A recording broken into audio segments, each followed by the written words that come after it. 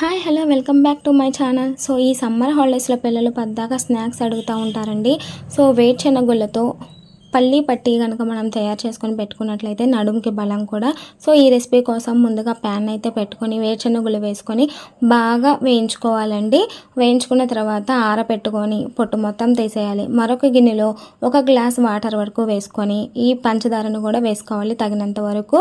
So ఈ పంచదార ప్లేస్లో బెల్లాన్ని కూడా యూజ్ చేసుకోవచ్చండి. తీగ పాకం వచ్చేంత వరకు కూడా మనం వేసిన తర్వాత ఈ పల్లీలు కూడా మనం వేసేసి బాగా కలుపుకొని ఒక 5 నిమిషాల వరకు కలుపుకొని ఒక ప్లేట్లో ఆయిల్ రాసుకొని ఈ మిశ్రమాన్ని మనం ఆ ప్లేట్లోకి అయితే తీసేసుకోవాలి. ఇది బాగా ఆరిన తర్వాత చెక్కలాగా వచ్చేస్తుందండి. ఈ రెసిపీ అయితే చాలా బాగుంటుంది. మీరు మీ పిల్లలతో కలిసి ఎంజాయ్ చేయొచ్చు. నడుముకి బలం కూడా.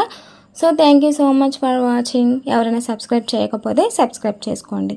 బాయ్.